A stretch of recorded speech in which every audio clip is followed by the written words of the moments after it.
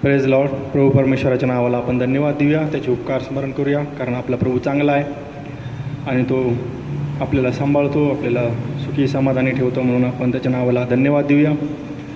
आज आपण ज्या विषयावर प्रकाश टाकणार आहोत तो विषय म्हणजे लुसिफर. आता लुसिफर म्हटल्यावर सगळ्यांच्या डोक्यामध्ये विचार आला असेल की सैतान, की नाही? आपल्याला माहिती आहे की लुसिफर हे कोणाचं नाव आहे? सैतानाचं नाव आहे, की नाही? आणि खूप लोक म्हणतात की लुसिफर जो आहे तो सैतान आहे. पण आज आपण पाहणार आहोत की लुसिफर म्हणजे काय, की नाही? इथून मागं आपण पिढ्यानपिढ्या ते ऐकत आलो आहे, लुसिफर म्हणजे सैतान, लुसिफर म्हणजे सैतान. पण की आपण हे आणखी एक उदाहरण आहे की मी जे तुम्हाला वारंवार उदाहरण देतो की काय आहे की त्या वचनाचा संदर्भ न घेता एकच वचन घेतल्यामुळे होणारा गोंधळ, हे आणखी एक उदाहरण आहे त्याचं. आणि आपण जाणार आहोत त्या वचनामध्ये. वचन आहे यशायाचा 14वा अध्याय आणि 12वं वचन. आता इथे जर पाहिलं की बऱ्याचशा भाषांतरामध्ये तो शब्द तुम्हाला आढळणार नाही, पण जे किंग जेम्सचं जे बायबल आहे त्या बायबलमध्ये तो शब्द आहे. आणि मी ते इंग्लिशमधून तुमच्यासाठी जाणीवपूर्वक वाचून दाखवणार आहे. How art thou fallen from heaven O Lucifer. इथं काय म्हटलंय की how art thou fallen from heaven O Lucifer. इथं हा शब्द वापरला आहे की लुसिफर,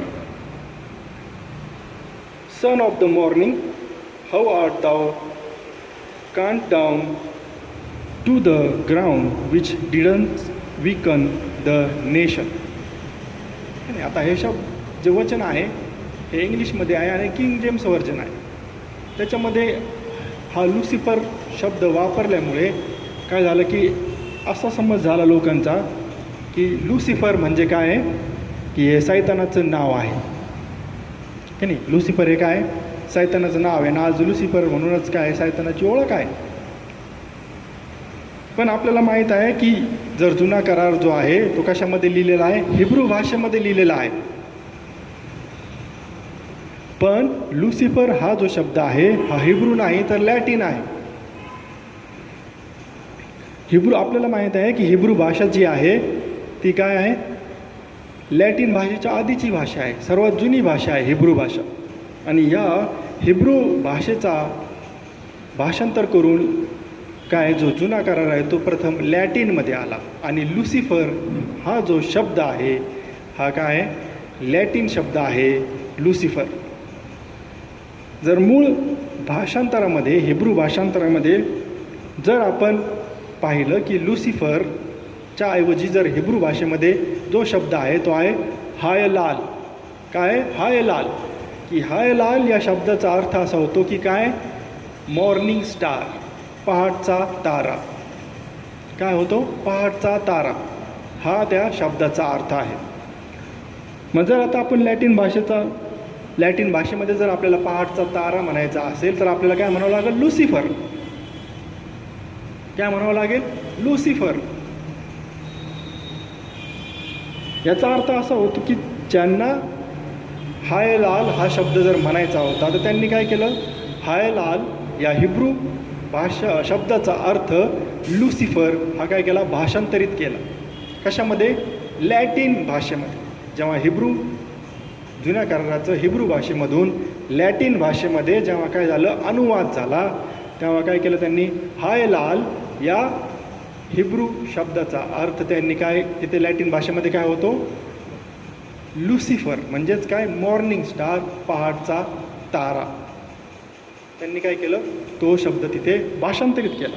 नंतर पुढे असं झालं की जेव्हा लॅटिन भाषेमधून इंग्रजीमध्ये त्याचं भाषांतर करण्यात आलं तेव्हा त्या लोकांनी काय केलं की हा जो लुसिफर शब्द आहे तो इंग्लिशमध्ये भाषांतरित न करता तो जसाच्या तसा तेथे ठेवला.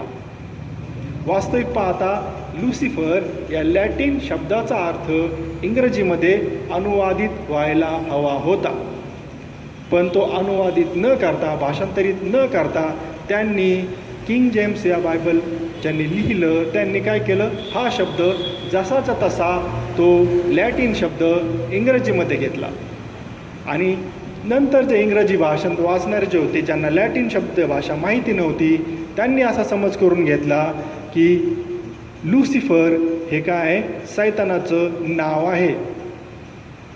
आणि आज देखील जवळजवळ 99% लोक असं समजतात की लुसिफर हे सैतानाचं नाव आहे.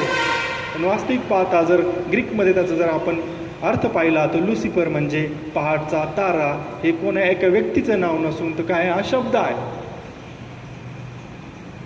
पण केवळ आणि केवळ काय भाषेचं ज्ञान नसल्यामुळे आणि किंग जेम्स व्हर्जन जे बायबल आहे त्यांनी हा शब्द लॅटिनमधून इंग्रजीमध्ये भाषांतर न केल्यामुळे आणि ज्यानंतर जे इंग्रजी बायबल ज्यांनी वाचलं त्यांना त्याचा अर्थ माहीत नसल्यामुळे त्यांनी असा समज करून घेतला की लुसिफर हे सैतानाचं काय आहे नाव आहे. पण आता ज्या गोष्टी मी तुम्हाला सांगणार आहे त्या बऱ्याचशा लोकांना जड जातील कारण की त्यांनी पिढी जात काय तोच समज करून घेतलेला आहे की काय की यशाया याचा 14वा अध्याय आणि 12वे वचन हे काय सैतानाला उद्देशून म्हटलेलं आहे की नाही. पण वास्तविक पाहता हा उल्लेख कोणाचा आहे, नबुकदनेस्सर राजाविषयीचा आहे. हे असं का झालं, कारण की एक वचन घेतलं त्याचा पूर्ण संदर्भ घेतला नाही आणि लुसिफर याचा अर्थ काय माहिती नसल्यामुळे काय झालं की त्यांनी असा समज करून घेतला की लुसिफर हा सैतानाचं नाव आहे.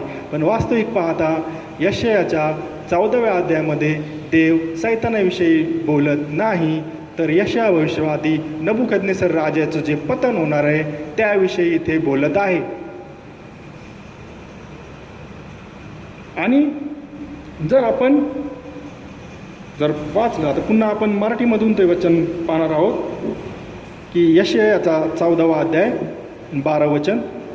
अरे दीप्तिमंता प्रभातेच्या मुला तू आकाशातून कसा पडलास, अरे राष्ट्रास निर्बल करणाऱ्या तू कसा छेदला जाऊन धुळीस टाकलेला आहेस.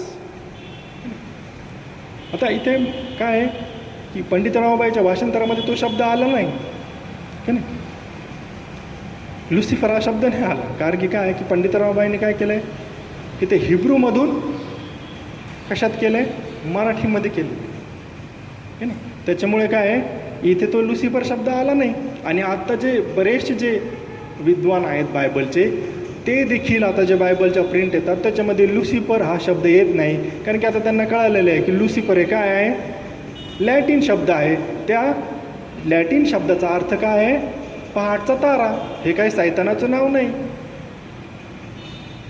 इथे देखील आपल्याला आढळून आलं की इथे देखील पंडित रामाबाईच्या भाषांतरामध्ये देखील लुसिफर हा शब्द आला नाही. तर तिथे काय आहे की हे दीप्तिमंता प्रभातेच्या मुला की नाही हा शब्द आलेला आहे. पण हे जे वचन आहे हे कोणाविषयी आहे, सैतानाविषयी नाही तर कोणाविषयी आहे, नबुकदनेस्सर राजाविषयी आहे. पण आपला समज काय आहे की हे सैतानाला उद्देशून म्हटलेलं आहे. आपण तेव्हा आता पाहणार आहोत. नबुकदनेस्सर जो राजा होता त्याला देवाने काय केलं होतं, निवडलं होतं. कशासाठी की त्याच्या लोकांना त्यांनी काय करावं, बंदिवासात घेऊन जावं आणि त्यांनी दानिएलाच्या द्वारे पुढे कसे ते परत त्या बंदिवासातून परत आले. ह्या सगळ्या गोष्टी तुम्हाला माहीत आहे. पण नबुकदनेस्सर हा जो राजा होता याने सोरच्या राजाला देखील हरवलेलं होतं. सोरच्या राजाला देखील शासन करण्यासाठी देवाने नबुकदनेस्सर राजाला निवडलेलं होतं. सोरचा राजा आपल्याला माहिती आहे, हेजकेल याच्या 28वा अध्याय 29वा अध्याय यामध्ये तुम्हाला सोरचा राजा आढळेल. तो देखील महान राजा होता आणि त्याला हरवण्यासाठी त्याला शिक्षा करण्यासाठी देवाने नबुकदनेस्सर राजाची निवड केली होती. आणि नबुकदनेस्सरला काय केलं, देवाने निवडलं. पण ते ह्या सर्व गोष्टीमुळे नबुकदनेस्सरने स्वतःला एवढा समजायला लागला की त्यांनी स्वतःला काय केलं, देवासमन समजायला लागला की माझ्यासारखं आता दुसरं कोणीच नाही. माझ्या नावाने राष्ट्र घाबरतात. मी आज लढायला गेलो तर पृथ्वी कंपायमान होते. हा त्याच्या मनामध्ये काय झाला, असा गर्व निर्माण झाला होता. आणि हेच काय यशया भविष्यवादाच्या द्वारे तो काय करत आहे, त्याला सांगू इच्छित आहे. आता आपल्याला माहीत आहे की हा जो पहाडचा तारा आहे, सकाळचा तारा, पहाडचा तारा, हा कोण आहे? खरं वास्तविक पाहता प्रभू येशू ख्रिस्त आहे. जर आपण प्रकटीकरण याचा 22वा अध्याय 16वे वचन पाहिलं, या गोष्टी तुम्हाला साक्ष देण्याकरता मी येशूने आपल्या दूताला मंडळीकरिता पाठविले आहे. मी दाविदाचा अंकुर व संतान, पहाडचा तेजस्वी तारा आहे. कोण आहे? प्रभू येशू ख्रिस्त आहे, पहाडचा तारा. पण इथे ते काय करत आहे, नबुकदनेस्सर स्वतःला काय करत, तसं त्याने उंच केलं. स्वतःला काय केलं होतं? उंच केलं होतं. स्वतःला काय केलं होतं? त्या देवासमान तो समजायला लागला होता. आणि म्हणून देवाने काय केलं होतं, त्याला शासन करण्यासाठी देवाने ठरवलं, त्याचा न्याय केला होता देवाने, की त्याला कशा पद्धतीने तो खाली आणणार आहे. जर आपण योहान याचा 8वा अध्याय 12 वचन, मी जगाचा प्रकाश आहे, जो मला अनुसरतो तो अंधारात चालणार नाही, तर त्याच्याजवळ जीवनाचा प्रकाश असा आहे. प्रकाश आहे म्हणजे कोण म्हणते? येशू ख्रिस्त म्हणतोय. आपल्याला माहिती आहे की खरा जीवनाचा प्रकाश कोण आहे? येशू ख्रिस्त आहे. पण तुम्ही म्हणाल की इथं अशी ही भाषा का वापरली? ते आपण जेव्हा हे बाकीचं 14व्या अध्यायामध्ये जेव्हा जाऊ तेव्हा तुम्हाला कळेल की अशी भाषा का आली इथे. जुन्या करारामध्ये बाबेलाचा राजा नबुकदनेस्सर याने स्वतःला देवाच्या ठिकाणी ठेवण्याचा प्रयत्न केला. तो स्वतःला एवढा उंच करू लागला की काय, की माझ्यासारखा दुसरा कोणीच नाही राजा. मी काय केलं, आता जग जिंकलेलं आहे. आणि म्हणून देवाचं वचन यशयाच्या द्वारे आलं की काय, यशयाचं 13वा अध्याय 1 वचन वाचतो, बाबिलाविषयी जी देववाणी आमोजाचा मुलगा यशया याने पाहिली ती ही, की नाही. आता इथून पुढच्या ज्या गोष्टी आहेत ते कशाविषयी आहेत? बाबेलाविषयी आहेत. संदर्भ काय आहे? बाबेल. मी यशयाचा 13वा अध्याय 19व्या वचनापासून पुढे वाचत आहे. आणि देवाने सदोम व गमोरा यांना उजाड केले, तसे बाबेल नगरी जी राजांची प्रभा व खासदांच्या वैभवाची शोभा आहे तिचे होईल. की नाही, देव इथं सांगत आहे की जसं देवाने काय केलं आहे, सदोम आणि गमोरा यांचा नाश केला, तसा आता बाबेलचा देखील काय होणार आहे? नाश होणार आहे. ती कधी वसवली जाणार नाही आणि तिच्याजवळ पिढ्यानपिढ्या कोणी राहणार नाही. तिथे अरब तंबू ठोकणार नाही व तेथे मेंढपाळ मेंढरे वसू देणार नाहीत. ती जंगली पशु तेथे निसतील आणि रडव्या जीवांनी त्यांची घरे भरतील. आणि तेथे शहामृग राहतील व रानबोकडे तेथे नाचतील. आणि लांडगे त्यांच्या किल्ल्यात व कोल्हे त्यांच्या रम्य वाड्यात ओरडतील. आणि तिची वेळ जवळ आली आहे व तिचे दिवस वाढवले जाणार नाहीत. हे कशाविषयी आहे? बाबेलविषयी. बाबेल जे शहर, जी नगरी आहे त्याविषयी आहे. आणि पुढे जर पाहिलं आपण, तिथे पुढे कंटिन्यू आहे. आता आपण यशयाचा 14वा अध्यायाचं 1 वचन वाचू. कारण यहोवा याकोबावर दया करील व इस्रायल पुन्हा निवडून घेईल आणि त्यांना त्यांच्या भूमीवर स्थापील. तेव्हा परका त्यांच्याशी जडेल आणि याकोबाच्या घराण्याशी ते लपटून राहतील. की नाही. आता आपण हा संदर्भ वाचत आहोत की 14व्या अध्यायाच्या 12व्या वचनामध्ये जी प्रभूने वचन बोललं आहे, जे वचन बोललं आहे, त्याचा आपण आता काय वाचत आहोत? संदर्भ वाचत आहोत. त्या संदर्भामध्ये नेमकं काय आहे? आता आपण काय वाचलं? 1 वचन 13वा अध्याय काय वाचला? त्याची वचनं काय वाचली की तेथे काय लिहिले? कोणाविषयी लिहिले? बाबेलाविषयी लिहिले, की नाही. बाबेलाविषयी. आणि त्यावेळेस बाबेलाचा राजा कोण होता? नबुकदनेस्सर. त्याच्याविषयी हे काय आहे इथे लिहिलेलं आहे.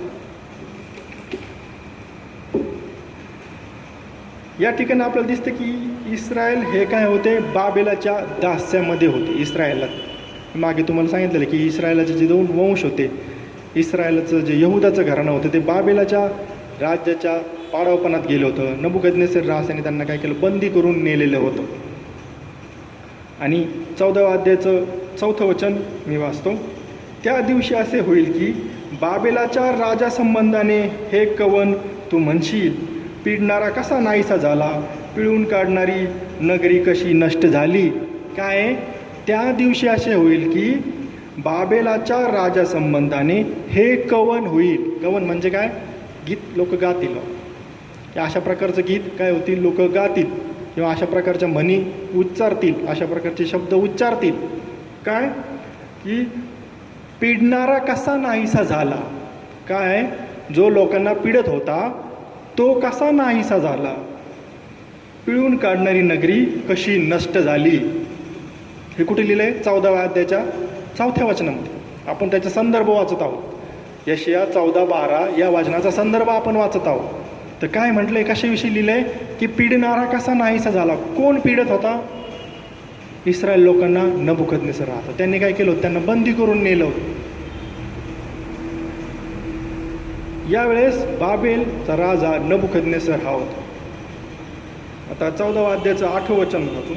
होय, देवदारू व लबोनवण्याचे गंध सुरू तुझ्याविषयी हर्ष करतात. ते म्हणतात, तू खाली पडलास तेव्हापासून कोणी तोडणारा आम्हावर चढून आला नाही. ठीक आहे नाही? इथं काय म्हटले? तू खाली पडलास म्हणजे काय? की आता तुझं साम्राज्य काय झाले? नष्ट झाले. आता तू खाली पडलास. कोण? नबुकदनेसर राजा. हे कोण म्हणतायत? हे झाडं म्हणतायत. आता हे काय झाडं खरंच असं बोलणार आहेत का? नाही. हे काय आहे? वर्णन आहे, कवन आहे. त्याच्यामध्ये ते म्हणून असे शब्द वापरलेले आहेत की तू कसा पडलास की नाही पडलास. आता हे लक्षात ठेवा. पुढचं 9वं वचन. खालून मृत लोक तुझ्यासाठी तुझ्या येण्याच्या वेळी तुझी भेट घ्यायला तरफडला आहे. ठीक आहे नाही? कोणाविषयी म्हणताय? नबुकदनेसर राजाविषयी. तो आता जो राजा आहे, आता तू काय जेव्हा मरशील तर काय होईल? मृत लोक तुझ्यासाठी काय तडफडत आहे की तू मृत लोकातले जे लोक म्हणतात कधी हा आमच्याकडे.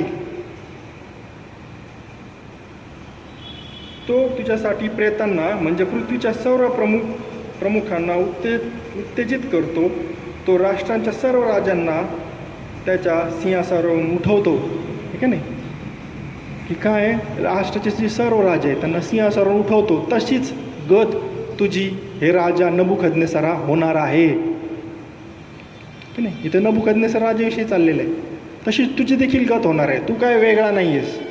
या सर्व पृथ्वीच्या निर्माणकर्त्या परमेश्वरासमोर जसे इतर राजे आहेत, हजारो राजे येऊन गेले, तसं तू देखील एक काय आहेस? फक्त राजा आहेस. एक छोट्याशा देशाचा राजा आहेस. जरी तू एवढं काय केलंस? राजांना हरवलेलं असलंस तरी देखील प्रभूसमोर तू इतर राजांसारखाच एक काय आहेस? राजा आहेस. प्रभूसमोर तू काय फार मोठा नाहीस. 10वं वचन. ते सर्व उत्तर देऊन तुला म्हणतील, तूही आमच्याप्रमाणे निर्बल झालास काय. ठीक आहे नाही? ते जे आधीचे राजे जे त्याच्या आधी होते ते मेले, ते देखील काय म्हणतील नबुकदनेसर राजाला की तू देखील आमच्यासारखा निर्बल झालास काय. तू आमच्यासारखा झाला आहेस काय. म्हणजे आमच्यासारखा आहे. आता आम्ही जसे मेलेले आहोत तसं तू देखील आता काय मेलेला आहेस. तुझं देखील काय जे वैभव आहे ते आता काय देवाने संपवलेलं आहे. तू काय झालं? मेलेला असा झालेला आहेस. तुझा डामडौल तुझ्या सारंगाचा गोंगाट मृत लोकात आणून घातला आहे. तुझ्या खाली किडा अंथरला आहे आणि किडे तुला झाकीत आहेत. ठीक आहे ना? आपल्याला माहिती आहे की मनुष्य मेल्यानंतर काय होतं? तो सडतो आणि काय होतं? किडे येऊन ते काय खाऊन माती तयार करतात. त्याविषयीचं वर्णन आहे. ठीक आहे नाही?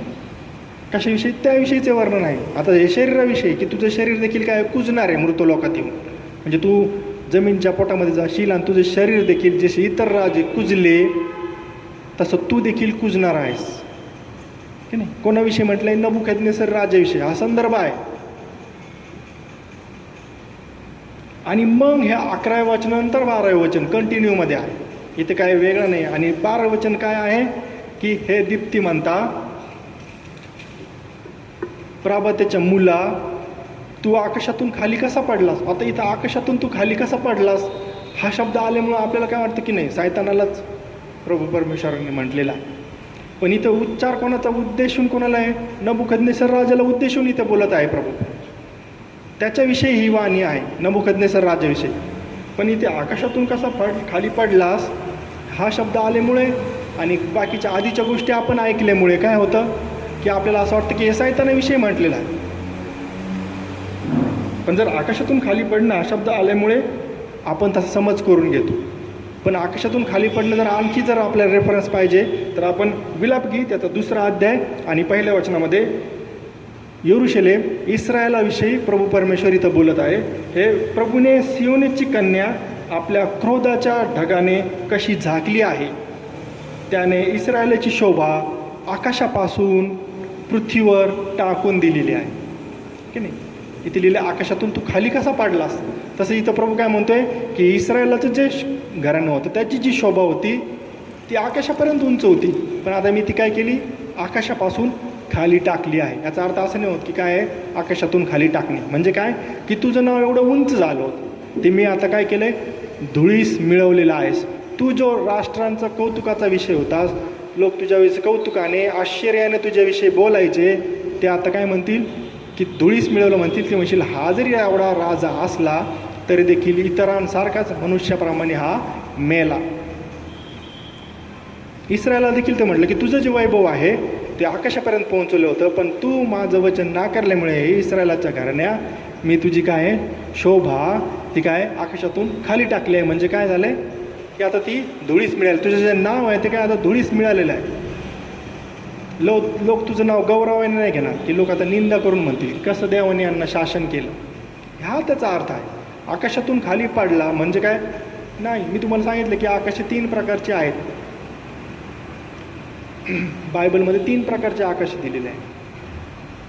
हे माहिती करून घेतलं पाहिजे की आकाशातून खाली पडलास म्हणजे काय, ते काय रेफरन्स संदर्भ काय आहे की तुझी जी महती होती ती आता काय झालेली आहे, कमी झालेली आहे, नाहीशी करत आहे प्रभू. मग आता पुढे आणखी आपण पाहू की ब भाग 12व्या वचनाचा, अरे राष्ट्रास निर्बल करणाऱ्या तू कसा छेदला जाऊन धुळीस टाकलेला आहे.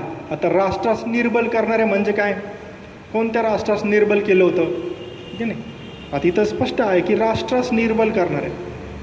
तर निर्बल करण्यासाठी म्हणजे काय की आपण 6 वचन पाहू. 14:6 काय म्हणते इथे, जो रागाने लोकास निरंतर हाणून मारित असे, कोणाला आडकाठी घालता येईना असा पाठलाग करून जो क्रोधाने राष्ट्रांवर अधिकार करीत असे तो मोडला आहे.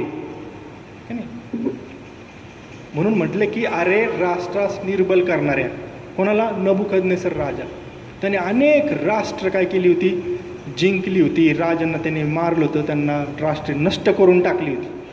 म्हणून इथं म्हटलंय की काय की आकाशातून पडलास, अरे राष्ट्रास निर्बल करणारे तू कसा छेदला जाऊन धुळीस काय झालेला आहेस, टाकलेला आहेस.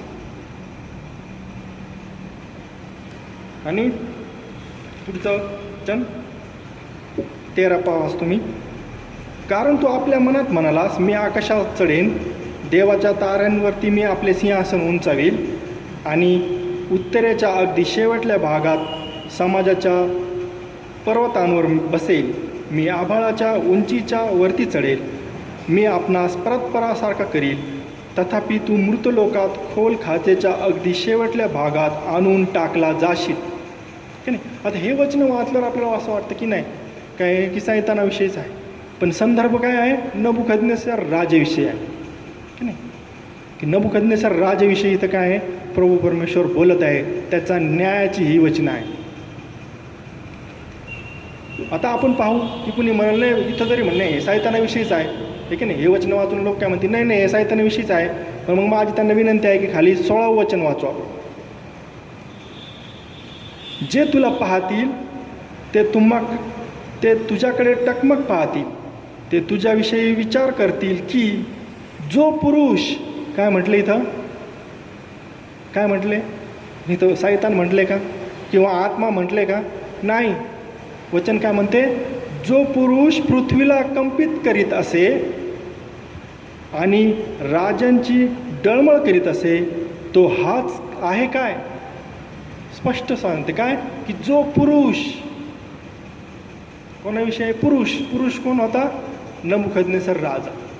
की नाही. इथं जर सैतानाविषयी असतं तर लिहिलं असं जो सैतान किंवा जो दुष्ट आत्मा असं आलं असतं ना.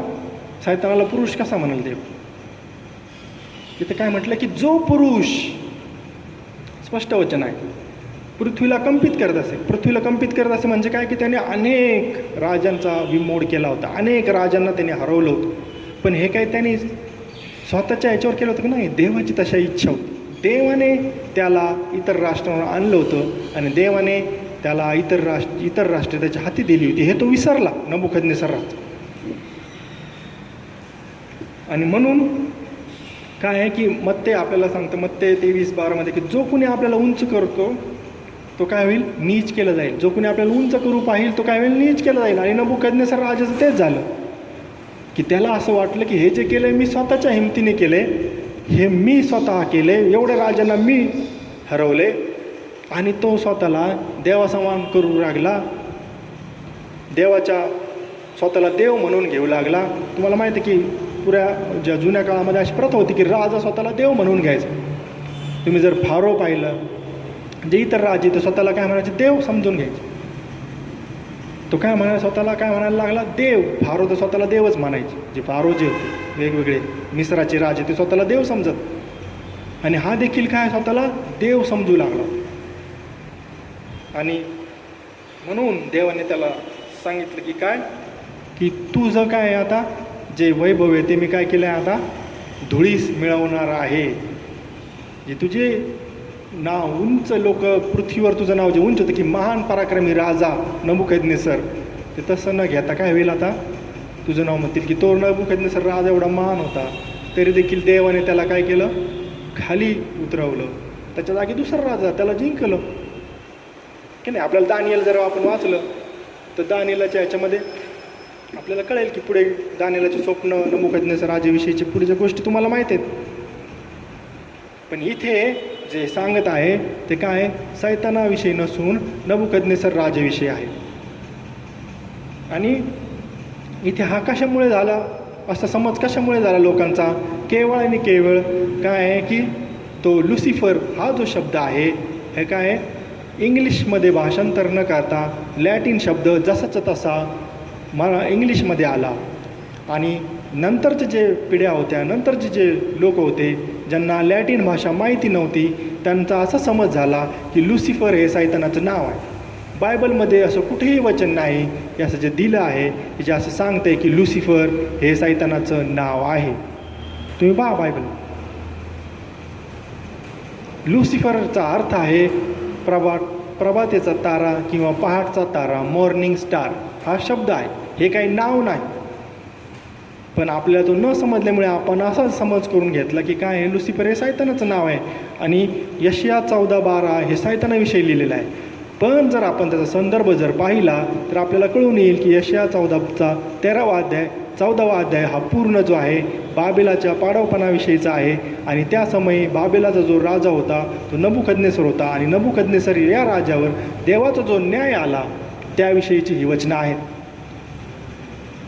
पण केवळ आणि केवळ एक वचन घेऊन त्याचा चुकीचा अर्थ लावून लोकांना जे लोक शिकवतात, अनेक प्रकारची शिकवणी आहेत आणि त्याच्यावरून वेगवेगळे मिशन तयार झालेले आहे. का? एक वचन घेतल्यामुळे, त्या वचनाचा संदर्भ न घेतल्यामुळे. आपल्याला 16व्या वचन स्पष्ट सांगते की हे पुरुषा, जर ते सैतानाविषयी असं तो म्हटला असं, हे दुष्ट आत्म्या किंवा हे सैताना. आणि सर्वात महत्त्वाची गोष्ट आणि भ्रमात टाकणारी गोष्ट म्हणजे काय, की इथे जर आपण पाहिलं की जर पंडितरावबाईच्या रेफरन्समध्ये जर पाहिलं तर ते 6व्या रेफरन्स जो आपण वचन वाचलं काय, हे दीप्तिमानता जर आपण वाचलं त्याचा जो रेफरन्स आहे प्रभातीच्या मुला, तिथं 6 लिहिले. आणि त्या 6चा रेफरन्स जर पाहिलं तर ते तिथे सैतान म्हटलेलं आहे. आणि ह्यामुळे काय झालं, हा सगळा गोंधळ झाला की नाही. पंडितरावबाईच्या रेफरन्समध्ये देखील काय लिहिले की प्रभातीच्या मुला म्हणजे काय, सैतान. तिथं तो रेफरन्स आल्यामुळे सगळ्यांनी असा समज करून घेतला की हे जे वचन आहे काय, प्रभातीचा मुलगा म्हणजे काय, सैतान. ठीक आहे, असं वचन दाखव, प्रभातीच्या मुला म्हणजे सैतान, असं कुठे लिहिलंय?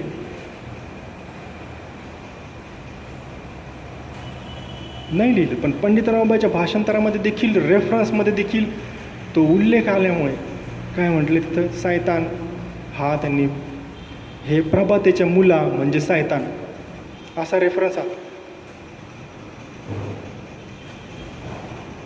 आणि त्याच्यामुळे सगळा गोंधळ झाला, लोकांचा समज तसा झाला. पण जर वास्तविक पाहता, जर आपण याच्याविषयी नंतर बोलणार आहोत, हा रेफरन्स त्यांनी का दिला बाबा? सोरच्या राजाविषयीचे जे वचनं आहेत तिथे जो उल्लेख आहे त्याचा रेफरन्स इथे आहे, पण त्याच्याविषयी आपण दुसऱ्या याच्यामध्ये बोलणार आहोत. पण अशा गोष्टी होतात, ज्यांनी भाषांतर केले ते काय आहेत? मनुष्यच आहेत की नाही. आपल्याला ते रेफरन्ससाठी आहेत, आपण त्याच्यातून घेतलं पाहिजे. पण जेव्हा आपण ते वाचत आहोत तर त्याचा रेफरन्स आपल्याला लागतोय का, हे पाहणं खूप गरजेचं आहे की नाही. आणि हा इथे असा रेफरन्समध्ये सैतान आल्यामुळे लोक आणखीन भ्रमात पडले आणि त्यांनी पुढचा विचारही केला नाही की हे सैतानाविषयीच लिहिलेलं आहे. पण जर आपण हा पूर्ण अध्याय वाचला 13वा आणि 14वा, तर आपल्याला कळेल की हे नबुकदनेस्सर राजाविषयी लिहिलेलं आहे.